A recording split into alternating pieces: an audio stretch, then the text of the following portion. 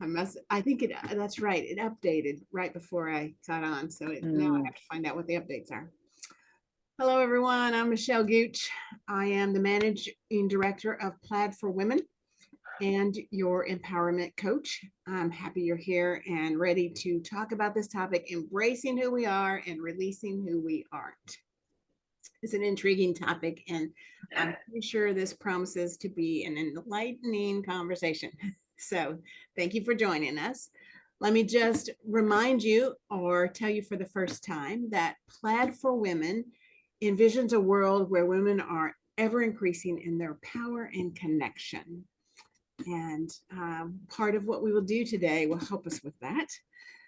Plaid is a sisterhood of women who interact, engage, share experiences, and celebrate victories with each other. We do that in a number of ways. We do that in person in collaboration circles. If you are local to DFW, we'd love to invite you to one of those. We do that online in seminars like today to educate and inform. We do that with blogs. We have several authors who are just down to earth women talking about things that are relevant to all of us. And they write for the purpose of uplifting and encouraging. You can find us at plaidforwomen.com. And then we also do that empowering women through charitable giving to global and local organizations who empower women. So let me introduce you to Rebecca Liston. If you do not already know her, there's so many things I could tell you about her, but let me start with, she's Canadian. Everybody's always surprised. What? How'd you get connected to that? She's having a completely different fall experience than we are. You will notice she's in a sweater today. She is a business coach, and I have had the opportunity of being on the receiving end of her coaching. And what she says is there's no reason to do things in your business the way anyone else is doing them. Her goal is to help people see their challenges more clearly, and then from a really grounded place, consider what the possible next actions are. She is a 6-time nominee of the RBC Canadian Women Entrepreneur Award. That is a long title, but also a great honor for her. She helps her clients predict, pivot, compete in an increasingly complex global marketplace. Anybody notice things are getting complex out there? Yes. And what I really love about her is she has this unique combination of business strategy and intuitiveness. She's able to marry the two, and it's really impressive. And you'll see it as we talk to her today. But because of that, she kind of gives her clients a forward edge. And I'm going to give you this last little tidbit because it'll leave you with your tilting your head about her. She has a picture of little Ruby Bridges on the stairs of a school surrounded, it's gonna make me cry, surrounded by federal marshals. If you don't know that picture, go look it up. She has it hanging in her office. Now, I'm not going to get into the why, but I want that to intrigue you. And I will put in the chat a YouTube video where we're interviewing her, and she tells us a little bit about why she has that picture. So I'll put that there for you to go to some other time. Without further ado, Rebecca, let's talk about embracing who we are and releasing who we are not. Thank you. Thanks, Michelle. And oh yeah, okay, now we've like invited Ruby into our space too. It's actually like, now I'm sweating. I'm like, oh shit, Ruby is here. Now I gotta really do a good job. Actually, I didn't know you were going to mention that. So I'm just trying to think of like,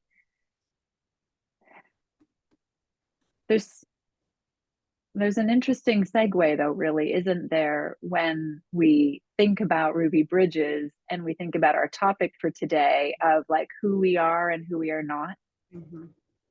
Because one of the things, and this is a really big topic, I mean, it's huge. I mean, we could spend years, well, I think honestly, we've spent our lifetimes in this topic. So really, I know that today we're just going to sort of introduce the topic in a way and talk a little bit about what to do with it and what it all means. But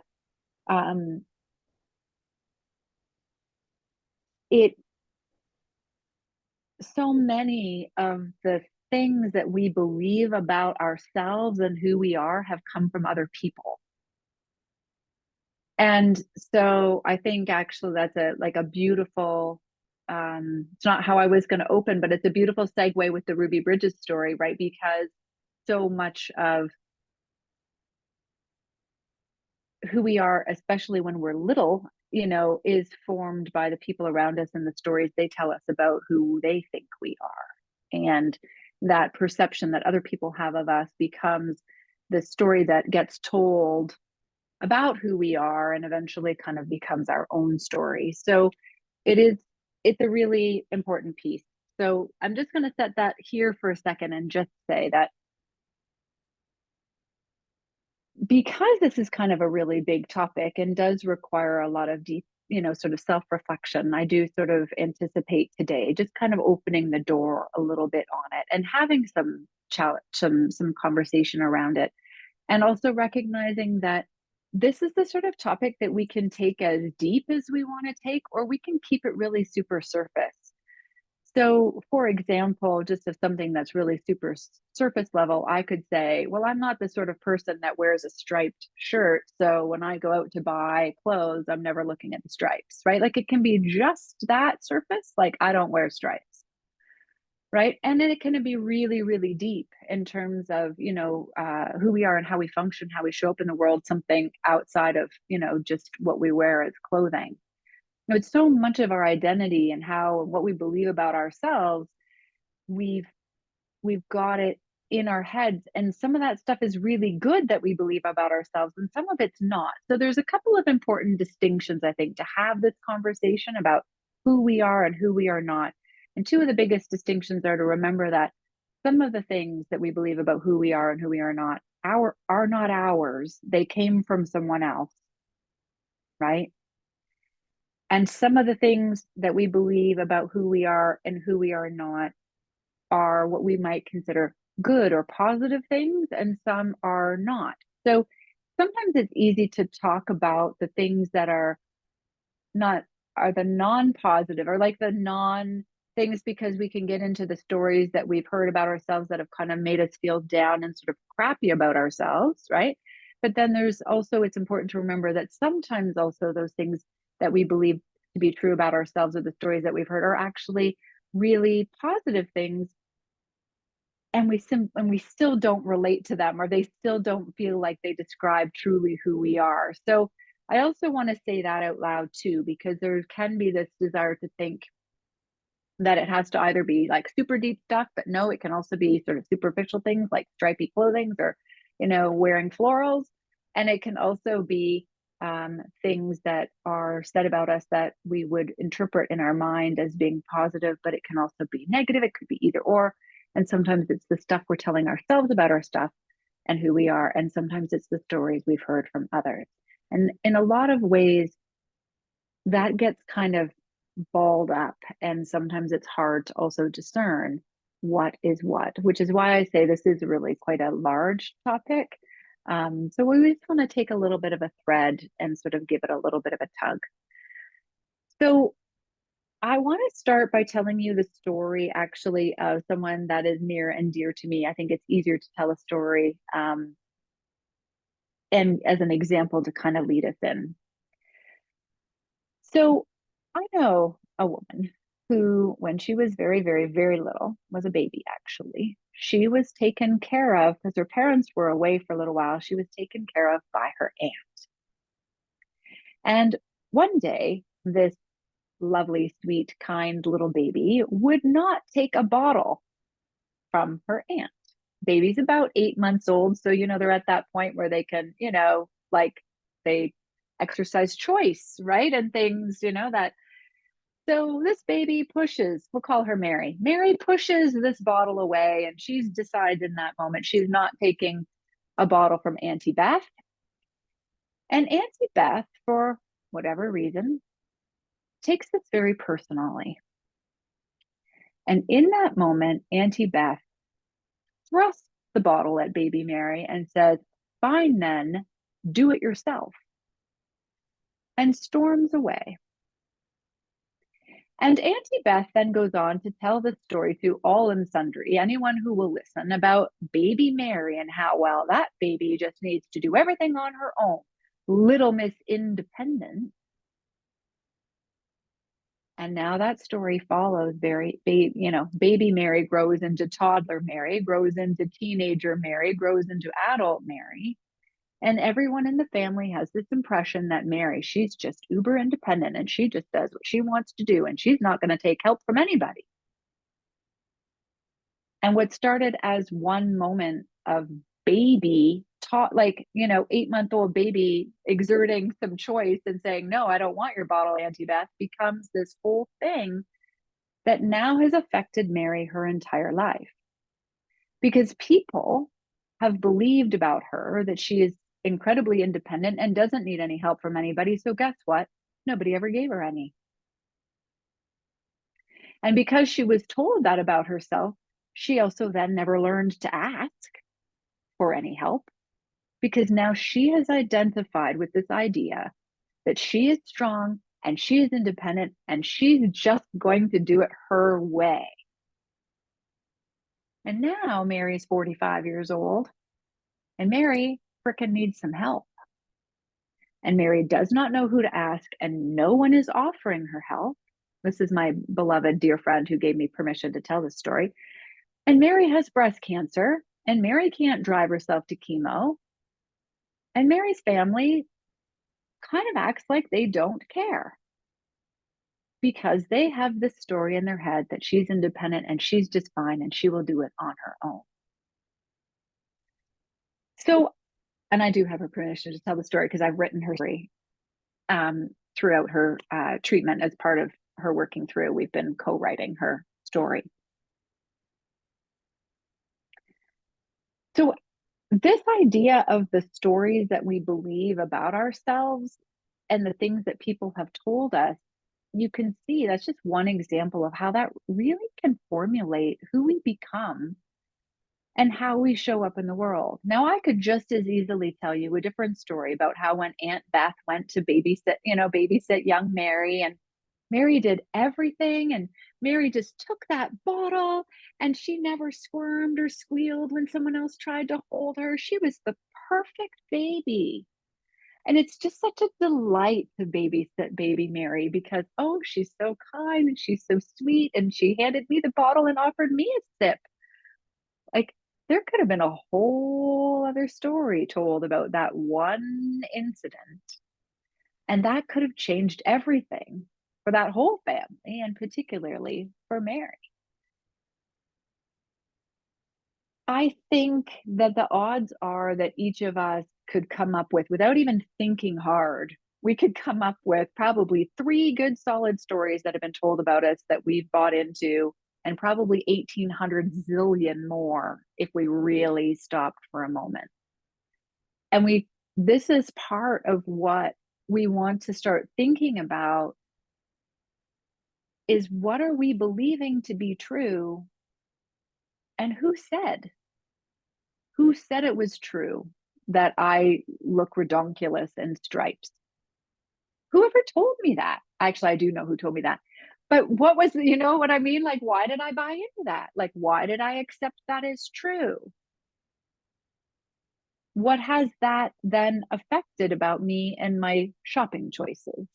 Again, a lighter example, a little different than our example about Mary, but we can see how these different things have different impact on who we are and how we show up and our actions and what we do and how we behave. And if any of you are mums or aunts yourself, or a godparent, or any interaction, a big sister, any interaction with young people, it's really easy to watch sometimes the impact of the things that we say, because our kiddos have a tendency to show their reaction to the story that's being told, like it's like written all over their faces, right? As we grow up, we understand the world a little differently. We've maybe protected ourselves in a way, and we put on this mask, and we might hear somebody tell a story about us, and we, oh, ha, ha, ha, that's so funny. We chuckle, we laugh it off. We don't show our hurt or our dismay or our confusion over that story that's being told. But children do, and we can witness that in them. And is, certainly none of us perfect in every interaction we ever have with a young person. And obviously in the story that I told about baby Mary and Auntie Beth had some stuff going on. Auntie Beth was really needed to do some deep personal reflection over her interpretation of Mary's actions, but we're not always in that place. And so we could always be the Auntie Beth as well as we could have been the baby Mary in that example, right? Sometimes we're actually the ones affecting someone else's story about who they are. So all of that to say, not to lay blame at anyone's feet, but to say, like, this is the human dynamic. And I think, Michelle, you and I have talked about this before. It is so hard to be a human. Like, it is really, really difficult. It's so hard because there's so much nuance, right? And there's, we all have our own stuff. We've got our own hurts, our own wounds, our own stories, and everyone else around us does too.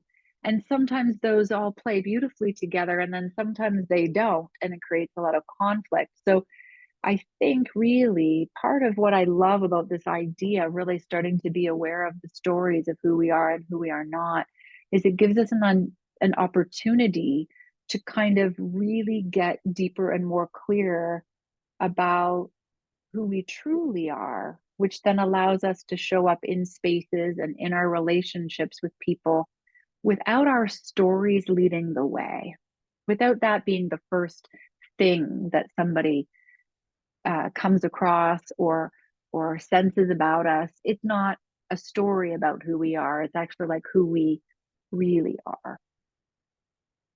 And that's not always easy because that can lead us to feel very vulnerable, because sometimes our stories are our self-preservation, right? I may have come through a really difficult time. Let's use the example of having, lived 9 years with an abusive partner. So I'm going to come out of that situation with various stories, but depending on the situation that I'm in, I'm going to put one ahead of me.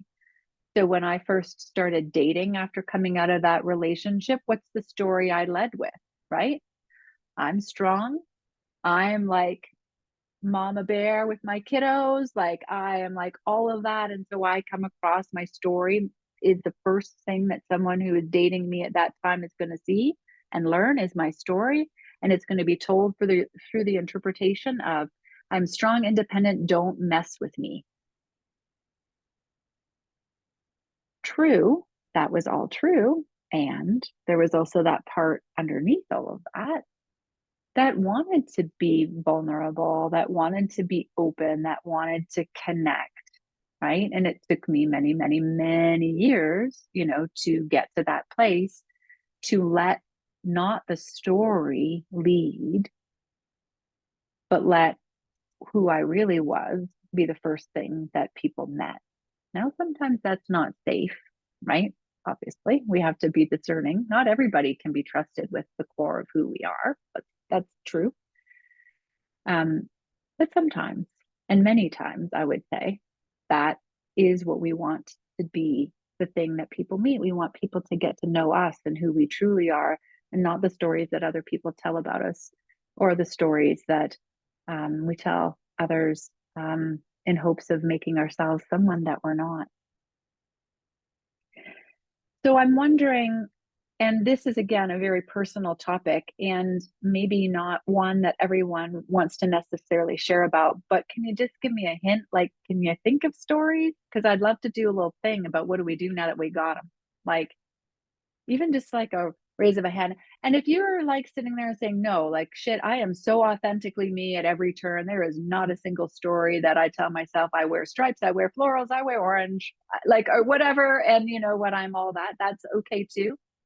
But I would just like love to just have a little, thanks, Maggie. Just a little, yeah, little show. Brandy, I saw your hand pop up. Like, just Kim, yeah, Michelle, like this is a thing, right? It's a thing. And so part of why we're here is to look at the fact that it is a thing and we all have these stories, to recognize a little bit of where they've come from, but then also to get curious about what do we do with them now.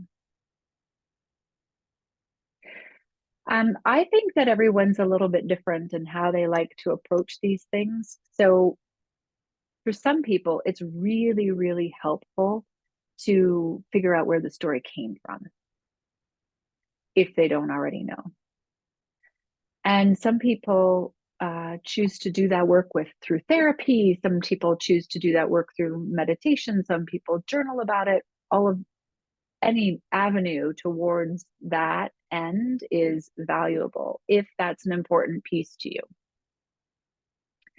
Other people don't care so much where the story came from, right? It just doesn't matter to them. They're not like, oh, I've got to work my way back and find where in my family of origin I accepted this to be true about myself, or what experience I had in school when I was little that I decided I can't do art because I got a C.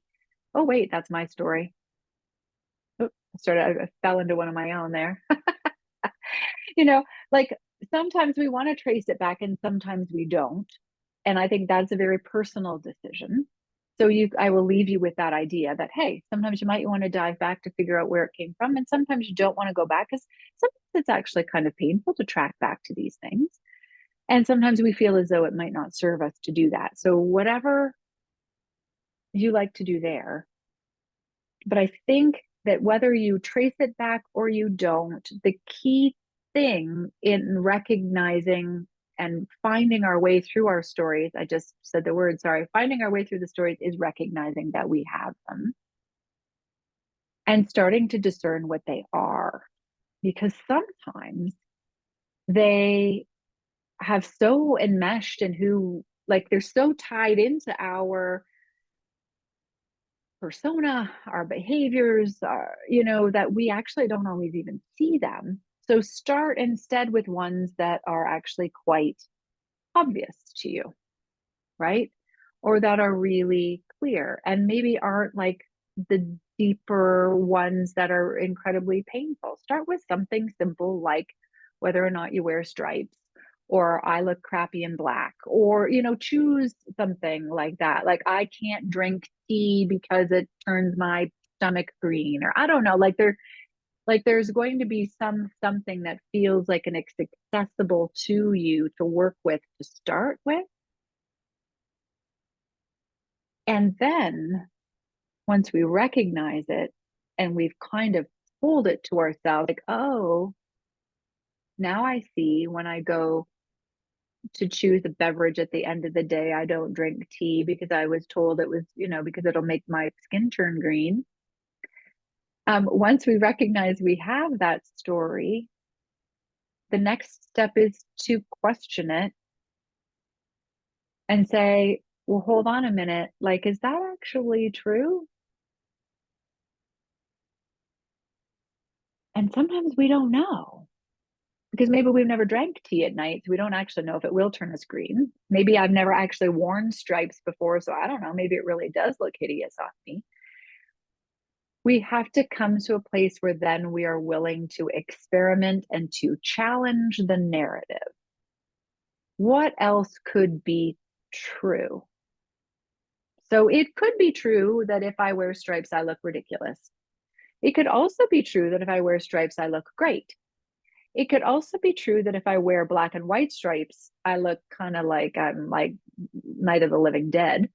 It could also be true that if I wear all shades of pink and stripes, I look pretty fantastic. It could also be true. It could also be true. It could also be true. So step one, recognizing the story. Step two is challenging the narrative. And then as maybe a part B to that is what else might be true. So along with challenging the narrative and asking what else can be true, we can also employ that sort of yes and model. So that is that technique of saying, instead of yes, but, because that kind of can be a bit negating, we can do a yes, and. So I'm going to give you an example. I'm going to use myself again.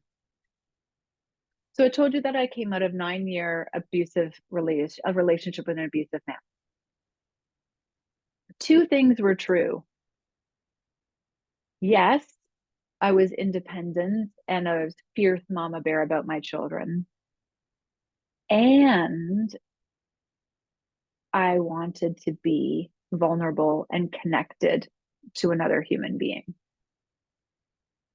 So sometimes when we look at the story, we recognize that there can be, as we're exploring what else can be true, we also need to be open to the fact that there could be a seemingly dichotomy, that two things that seem like that they're at odds can be true.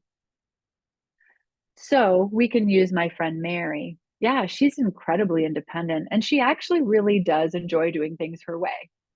And she can't get off the couch and needs a lot of help right now. Both things true.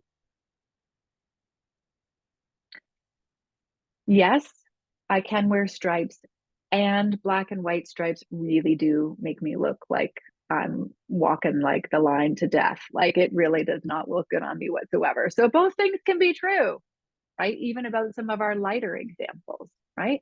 Yes, I enjoy autumn colors. No, they do not look good next to my face, right? Wash me out. Like those, again, a lighter example, those can both be true.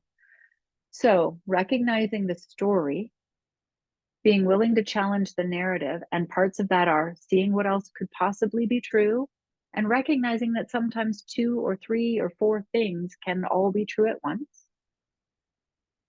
And then the next step is the great rewrite. And this is where we have the opportunity to test some of the other possibilities that have come up as we've been thinking about things, and possibly rewrite a story. And this takes,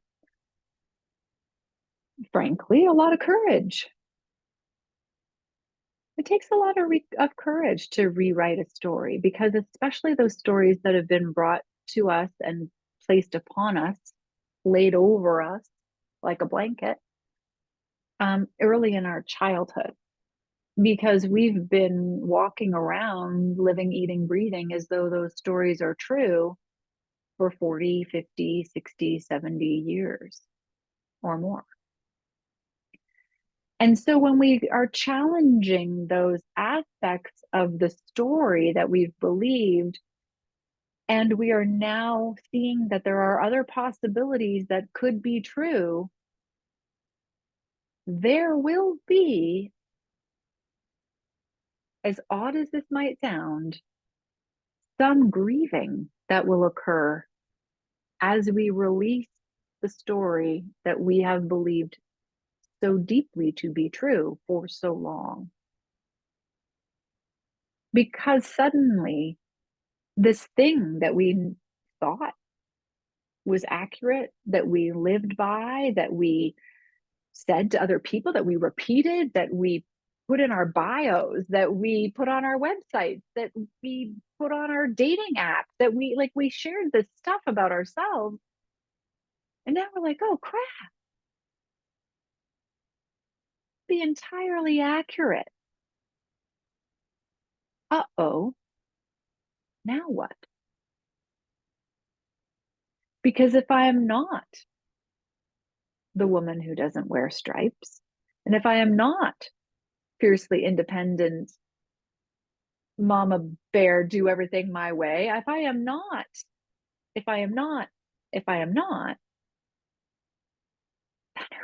who am I?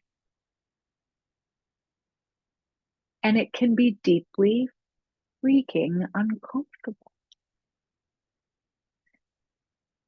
On some things more than others, right? As I'm sure you can see, again, knowing that there's a spectrum of story that we believe about ourselves, some deep, deep, deep, and some very superficial. It's not really a big stretch to go try on a striped shirt. It is a really big stretch to challenge our sense of vulnerability versus independence, for example. So in letting go, there has to be this willingness to look at the story, a willingness to let go of that which we've believed for as long as we've believed it, and the courage to do that, and the understanding that there will likely be some grief that goes along with it. Somewhere, I don't know, maybe if it was when I turned 32, I don't think it was when I actually turned 30, but it was somewhere in my early 30s. I realized that I had missed the opportunity to, backpack across Europe and stay in youth hostels, because like now it's too old, and, youth hostels are for the young. And at 32, I didn't qualify anymore as being young. Believe it or not, I really struggled with that, letting go of this idea that I was the type of person who backpacked across Europe and stayed in youth hostels. Because clearly I wasn't, because by the time I hit 32, I'd never done it. So clearly that wasn't actually who I was, but I really wanted to be that person. So that's the other thing we have to sometimes face. Sometimes there's things that we'd actually really like to believe to be true about ourselves. And there's another thing that can cause some grieving and some heartache, is that recognition that, oh, look, I'm actually not that. Oh, I'm not. I wrote this great story about this woman I met in university, Karen, who, was a vegetarian, traipsed across Kenya and slept under the stars and in the trees with the lions and all these crazy ass adventures. And I was like, oh, I want to be Karen. Like, I was 19. I just wanted to be Karen so bad. Like, well, I'm not Karen. And I really struggled with the recognition that I wasn't. And you all may think I'm nuts because we've only just met and I'm telling you these things that I thought I was crazy, because here I found out I'm not Karen. But there are often things that we wish to be true about ourselves that actually are not. And that can cause some loss and a sense of reconfiguring as well. I believe personally, and I don't know what each of you think, but I think that there are layers and layers of this as we go through life, and recognizing that, oh my goodness, right? So I'm not backpack. If I'm not backpack across Europe, stay in youth hostels, Rebecca, well, who am I? Am I ride the train across Canada, stay at the Fairmont hotels, Rebecca? Like, who am I then? What else could be true? Now, here's a little hint. I am ride across Canada on the train, stay in the Fairmont hotels, Rebecca. That is actually what I would really love to do, because I really don't want to sleep outside, and I do not want to get eaten by a lion in the middle of the night. Like, that really is not that exciting, but there was something about it.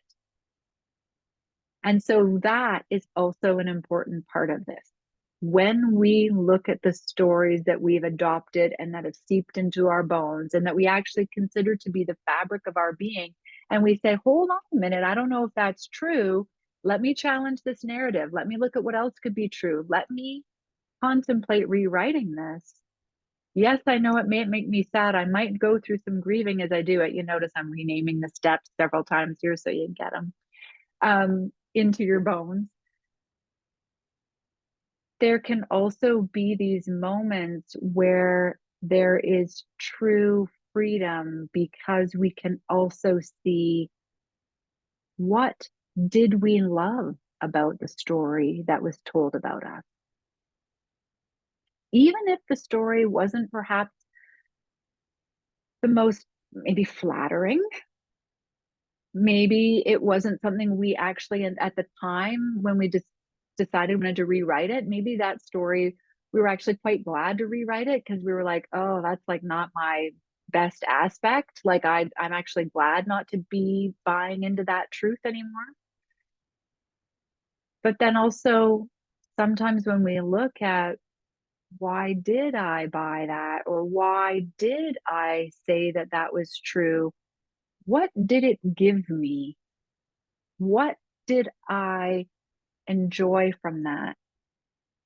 And an easy example of this would be the example of Karen and my desire to be like her, to backpack across Kenya and sleep under the stars and all of these things. At the essence of that desire to be Karen, so that I became a vegetarian, right? So that I like started chanting and going to like yoga classes, and I bought the mala beads and I did like the whole thing. My 20s were kind of wild as I tried to become Karen. There was a lot of incense burned.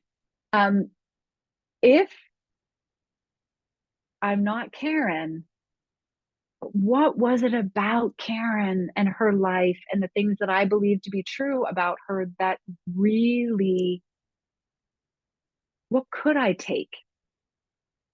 If I'm never going to backpack because I like to pee on a toilet and I don't want to sleep under the stars because I don't want to get eaten by a lion in the night. And she came home teeming with head lice, by the way, from that trip. And like, who, like, I don't want that. Like, so if I've decided all of those things don't fit, is there a part of that identity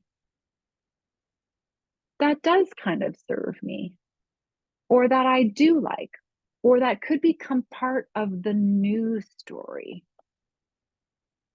So I wasn't Karen, and that's not my preferred mode of travel. And I do not want to come home from any trip with headlights, for example. But maybe I kind of liked the idea and it fit me and suited me well to not eat meat.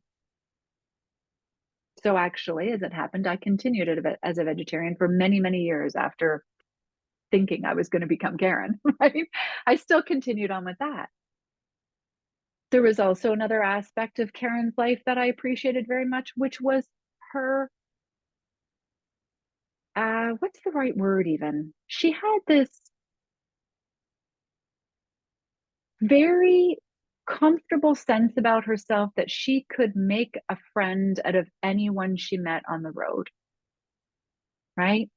And she stayed in touch with all of these people, whether she met them for a 2-minute pit stop in some backwoods of Uganda or wherever the heck she was. She kept in touch with people. And this is all before cell phones. I mean, well, we had cell phones, but they were like bricks, when I was 20. This was like through letter writing, and her letters would sometimes take years, like, well, not years maybe to get across the world, but like, it took a long time. Like, she really cultivated those relationships. That's something I really admired about her, and actually something that felt good to me too, and felt like something that I would like to take in to be part of who I am, as a truth of who I am, because that called to me, right? So, that saying, it's a weird one, but that idea of like, maybe you only say it in Canada, but that like, don't throw the baby out with the bathwater. Sometimes when it comes to rewriting our story, we actually want to keep some pieces.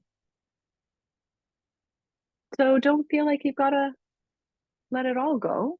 Maybe there's a few little things about who you believed yourself to be that are actually true. Some of it, maybe not, but some of it is. So those are the nuggets. You want to hold on to those. So as you are rewriting your stories, be sure to write those in.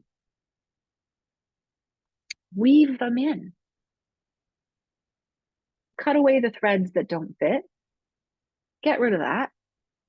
And weave in the pieces that do. Because I really think there's a tendency to throw everything away when we get to this point of rewriting a story. And I think it is incredibly important not to keep the things that actually are true. Because in my experience and what I've seen with all of the women, and I have been in private practice for over 20 years, and I have met a lot of women, men too, but predominantly I work with women. And sometimes we can get to that place where we feel very cut and dry, like, nope, that doesn't serve me. Goodbye. It's out. It's gone. And that can actually become another sort of story that we've told ourselves, which is, oh, I just cut that off. I didn't believe that anymore. I just did away with it. I think there's opportunity in this process to find those really gold nuggets and hold on to them too. Get rid of what doesn't fit and hold what does. So, big topic. I've talked like nonstop now for 45 minutes. What do we do about our stories? We recognize we have them. We challenge the narrative. And part of that is looking at what else could be true. What else might actually be true? We recognize that sometimes two things will show up, or three things, four things will show up that are all true, even though they might seemingly be at odds with one another. And then we make a choice to rewrite the story. We take the beautiful, golden, gorgeous nugget of truth, things that truly are who we are, and we keep that. And we let the rest of it go. And we accept that there could be some feelings of loss. It could be also really pissed off, if I can say that, even though we're being recorded. You might be really mad when we start looking at some of these stories.